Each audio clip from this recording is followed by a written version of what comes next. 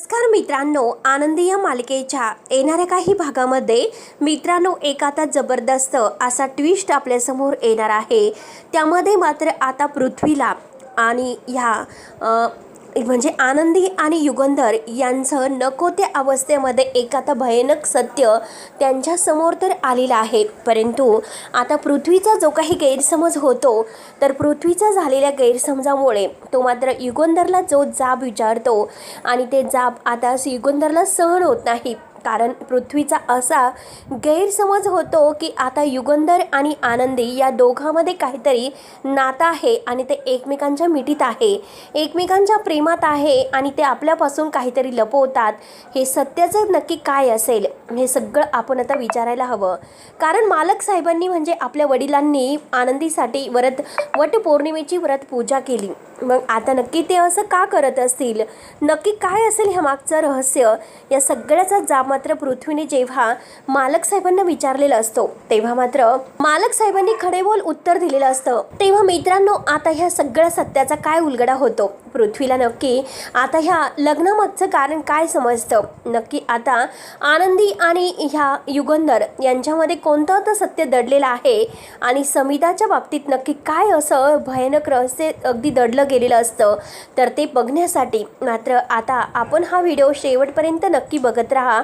आणि जर मित्रांनो तुम्ही या चॅनलवर नवीन असाल तर चॅनलला सबस्क्राईब करण्यासाठी मात्र विसरू नका, करून तुम्हाला तो आनंदी या मालिकेचे डेली अपडेट्स पाहायला मिळतील। तेव्हा मित्रांनो हे बघा, वटपौर्णिमेची पूजा करून आता युगंधरने आनंदीला शुद्धीवर आणलेलं असतं।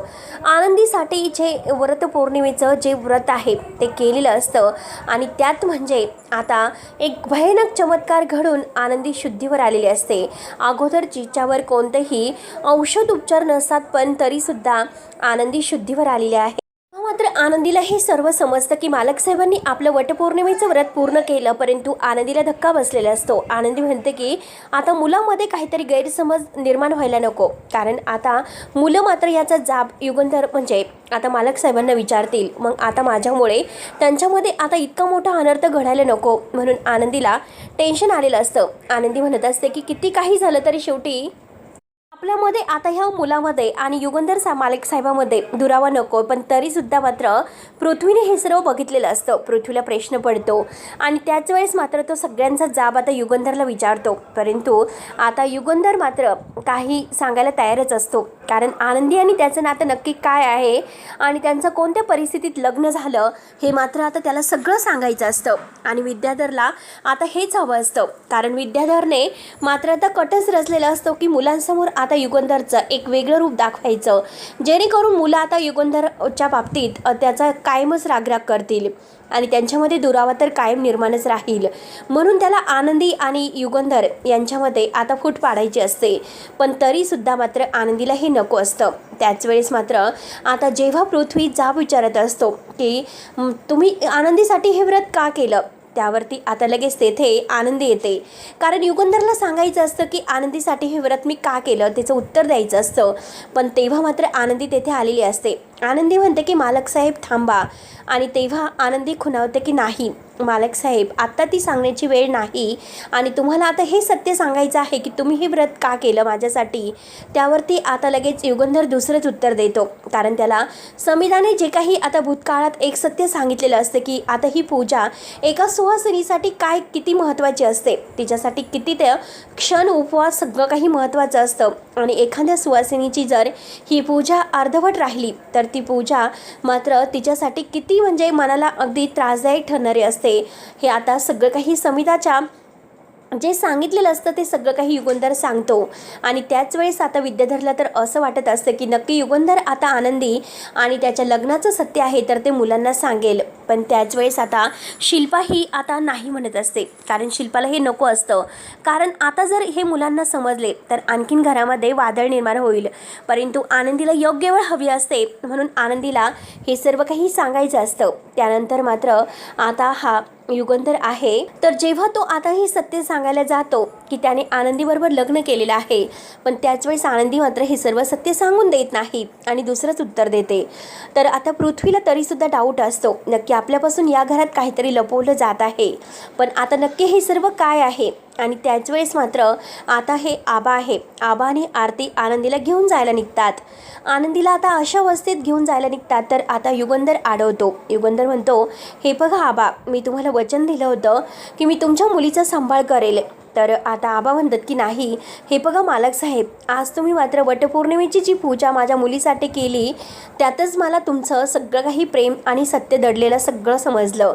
तुम्ही माझ्या आनंदीवर खूप प्रेम करतात मनापासून, पण आता या घरात जर तिला त्रास होत असेल, कारण या घरामध्ये आज जो काही कुकरचा ब्लास्ट झाला आणि त्यामुळे माझ्या आनंदीवर इतकं मोठं संकट आलं, ती जीवनमरणाच्या दारामध्ये झुंज देत होती आणि अशा अवस्थेत मात्र आता पुन्हा मी तिला या म्हणजे तिच्या ज्या घरात तिच्या म्हणजे जीवनावर संकट आहे तर तेथे मी तिला त्या संकटात कसं तिच्या जीवाला ढकलू शकतो. त्यामुळे माझी आनंदी माझ्या घरात सुखात राहील, मला येथे काही नको. त्यावरती आनंदी म्हणते की नाही आबा, आता ज्या दिवशी तुम्ही मला त्या घरातून माझी पाठवणी केली होती त्या दिवशीच मात्र आता या घरची मी झाले होते, परंतु मुलांसमोर मला हे सत्य अगदी लवकरच आणायचं नाही. कारण हे बघा, मुलं तर एकतर आता युगंधर साहेबा म्हणजे मालक साहेबांच्या विरोधात गेलेले आहे. त्यांना आपल्या म्हणजे वडिलांची काय म्हणजे नेमकं त्यांच्या मनात काय आहे, त्यांची म्हणजे मनामध्ये एक आता देव माणूस दडलेला आहे.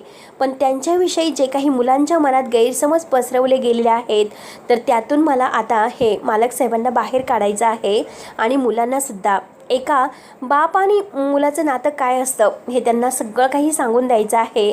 म्हणून आता आनंदी तेथे राहायला तयार होते. आनंदीला आता आनंद वाटतो, मालक साहेबांनी आपल्यासाठी ही वटपौर्णिमा केली. म्हणून आता आनंदी आता आबांना सुद्धा समजावते. आबा म्हणतात की हे बघ आनंदी, जर परत मात्र आता या घरात तुझ्या जीवावर काही संकट आली तर मात्र खरंच मी आता तुला इथे नाही ठेवू शकत. कारण आता मी माझ्या म्हणजे मर्जीने तुला ते घ्यायला आलो होतो, पण आता मात्र मी मालक साहेबांच्या आणि तुझ्या मात्र आग्रहाने मी तुला इथे थांबवतो.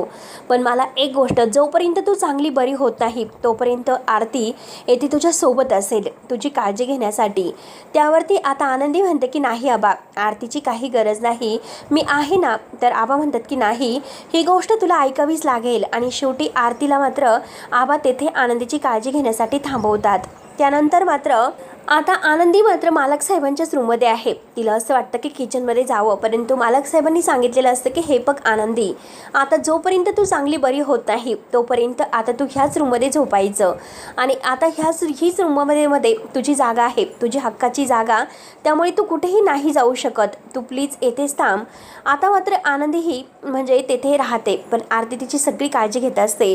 आणि जेव्हा मालक साहेब आलेले आहेत आणि त्याच वेळेस मात्र आता आरती ही बाहेर गेलेली असते आणि आता घरामध्ये फक्त तेथे रूममध्ये मालक साहेब आणि आनंदी असतात. आणि त्याच वेळेस मात्र आता आनंदीला ताप वगैरे बरा आहे का, तिला काही म्हणजे हवं नको, आता मालक साहेब सगळे आनंदीची काळजी घेत असतात एका बायकोच्या हक्काने.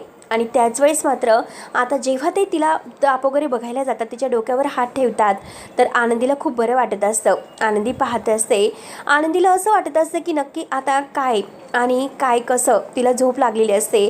परंतु आता तिला त्या रूममध्ये झोपायला अगदी एक वेगळंच वाटत असतं. पण शेवटी ती मात्र मालक साहेबांच्या खातेरी तेथे झोपते. आणि आता जेव्हा आता आनंदीला काही हवं काय नको, ती पट्टी वगैरे तिची बदलायची काय करायचे हे सगळं काही मात्र आता युगंधर पाहत असतो. आणि युगंधर तिची अगदी एका बायकोच्या हक्काने काळजी घेत आहे.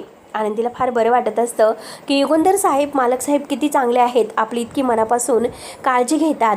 आणि त्याच वेळेस आनंदीला झोप लागून गेलेली असते. आनंदी आता झोपेमध्ये काहीतरी आता बडबड करत असते, पण तेवढ्यात मात्र आता म्हणजे ती झोपेत असते. तर मालक साहेब तिच्या जवळ येतात आणि जवळ आल्याक्षणी मात्र आता जे काही मालक साहेबांच्या गळ्यातील चेन आहे तर ती चेन मात्र आनंदीच्या कानातील जे काही झुबे आहे तर त्यामध्ये त्या कडीत गुंतलेलं असतं.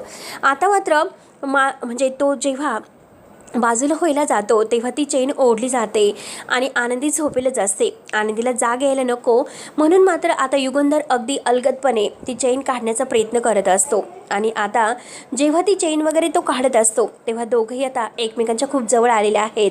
आणि एकमेकांच्या जवळ आलेले आहेत तर आता युगंधर आनंदीकडे पाहतच असतो आणि ती चेन तो काढत असतो. आनंदी किती निरागस आहे, तिचं रूप खरंच किती म्हणजे सोज्वळ आहे, हे सगळं काही तो पाहत असतो. आणि त्याच वेळेस मात्र आता पृथ्वी आहे तर पृथ्वी मात्र आनंदीला बघायला रूममध्ये आलेला असतो. नक्की आता यांच्यामध्ये काय आहे आणि मालक साहेब आणि आनंदी अजूनपर्यंत रूममध्ये आहेत का, पृथ्वीला डाऊटच असतो. पृथ्वी मात्र जेव्हा रूममध्ये येतो तेव्हा ही दोघं आता त्यांना एकमेकांच्या जवळ दिसतात. पृथ्वीचा गैरसमज होतो. युगंधर आपल्या गळ्यातील चेन काढत असतो, पण पृथ्वीला असं वाटतं की नक्की यांच्या डोक्यामध्ये काहीतरी सुरू आहे, म्हणून तो आता डोकावून पाहतो. त्याला खूप चीड येते. परंतु आता जेव्हा आता पृथ्वी हे सगळं काही मितालीला सांगतो आणि मितालीला सांगितल्यानंतर आता हे सगळं काही आता सुनीताताईंनी ऐकलेलं असतं आणि सुनीताताईंनी ऐकल्यानंतर आता पृथ्वी सुनीताताईंना विचारण्याचा प्रयत्न करतो. तेव्हा आता सुनीताताई सांगायला खूप घाबरत असतात. सुनीताताई म्हणतात की नाही, किती काही झालं तर शेवटी आता मी तुम्हाला नाही सांगू शकत की आनंदी आणि मालक साहेब यांचं नातं काय आहे, कारण मला तशी आनंदीने शपथ घातलेली आहे आणि शिल्पाताईंनी सुद्धा धमकावलेलं आहे, त्यामुळे नाही सांगू शकत. आणि त्याच वेळेस मात्र पृथ्वी म्हणतो की हे बघा सुनीताताई, तुम्हाला माझी शपथ आहे. त्यावेळेस मात्र सुनीताताई म्हणतात की हे बघा मी तुम्हाला सांगते, पण माझं नाव कुणासमोर यायला नको, एकतर मला आनंदी रागवेल. तेव्हा पृथ्वीला मात्र जे काही घडलेला प्रकार आहे, कारण विद्याधर आता आनंदीचं लग्न जे काही आहे ते मोडतो. मालक साहेबांनी मात्र एक देवमाणूस म्हणून आनंदीचं आयुष्य हे अगदी पणाला लावण्यासाठी, तिचं आयुष्य म्हणजे वाया न जाऊन देण्यासाठी, तिच्या शरीर म्हणजे जे काही लग्नाचा डाग लागलेला असतो तो डाग पुसण्यासाठी त्यांनी स्वतः आनंदीबरोबर लग्न केलेलं आहे आणि आनंदीला मात्र या घरात सून म्हणून आणलेलं आहे. पण त्यांच्यामध्ये आणि आनंदीमध्ये कोणतंही असं नातं नाही. पृथ्वी साहेब, हे बघा तुम्ही जो काही गैरसमज करतात तसं काही नाही. कारण आनंदीताई आता कायम किचनमध्ये झोपतात, पण आज त्यांच्यावर जी वेळ आलेली आहे त्यामुळे त्यांना बाहेर झोपावं लागतं. आणि आनंदी म्हणजे विद्याधर ह्या साहेबांनी आनंदीच्या जीवाशी ते कसं खेळलेत, तिच्या जीवाचा वाटोळ करण्याचा प्रयत्न कसा केला आणि आनंदीचा फायदा घेण्याचा सुद्धा प्रयत्न कसा केला गेलेला आहे. विद्याधर किती राक्षसी माणूस आहे हे सगळं काही मात्र आता हे म्हणजे सगळं काही सुनीताने सांगितलेलं असतं. पण त्याच वेळेस मात्र आता विद्याधर हे सर्व काही ऐकतो. आता विद्याधरला ऐकल्यानंतर आता विद्याधर म्हणतो की सुनीता, काय बोलतेस तू. तेव्हा पृथ्वी विद्याधरचा हात धरतो आणि म्हणतो की सुनीताला काही म्हणायचं नाही, जे आहे ना काका ते तू आत्तापर्यंत आमच्या मनामध्ये खूप काही भरलं. आनंदीच्या जीवाशी तू खेळलास आम्हाला वाटलं नव्हतं. काका, यापुढे तू आम्हाला काही सांगू नकोस. आनंदी कशी आहे आणि आमचे बाबासुद्धा कसे आहेत आम्हाला चांगलं माहिती आहे. तेव्हा मात्र आता लगेच हा विद्याधरला फारच राग येतो. तर आता त्यानंतर मात्र आता मालक साहेबांना झोप लागून जाते, कारण आता सगळेजण रूम बंद असते आणि मालक साहेबांना तेथेच झोप लागून गेलेले असते. आणि झोपता झोपता ते मात्र आनंदीच्या अंगावर हात टाकतात आणि आता आनंदीला जाग येते. आनंदी बघते तर काय, मालक साहेब तिच्या शेजारी झोपलेले आहेत आणि ते पण तिच्या गळ्यामध्ये हात घालून. तेव्हा आता आनंदी मालक साहेबांना उठवण्याचा प्रयत्न करत असते, पण आता मालक साहेब झोपेमध्ये म्हणत असतात की आनंदी मला माफ कर, मी तुझ्यावर खूप काही अत्याचार केले, या घरात आणून मी तुला कोणतेही हक्क दिलेले नाहीत, मला माफ कर, कारण मी तुझा गुन्हेगार आहे, माझ्याकडून खूप मोठी चूक झाली, माझ्यामुळे मात्र आज तुला इतकं सगळं काही भोगावं लागलं. म्हणून तो आता आनंदीला आता म्हणतो की खरंच माझंसुद्धा तुझ्यावर प्रेम आहे आणि मी तुला असं दुःखात नाही बघू शकत. आणि त्याच वेळेस मात्र आता आनंदीने हे सर्व ऐकलेलं असतं. आनंदीला खूप छान वाटतं, आनंदी खुश होते. तेव्हा मित्रांनो, आता युगंधर आणि आनंदी यांच्यामध्ये प्रेमाचं नातं कसं बहरणार आहे हे बघायला विसरू नका. तोपर्यंत धन्यवाद.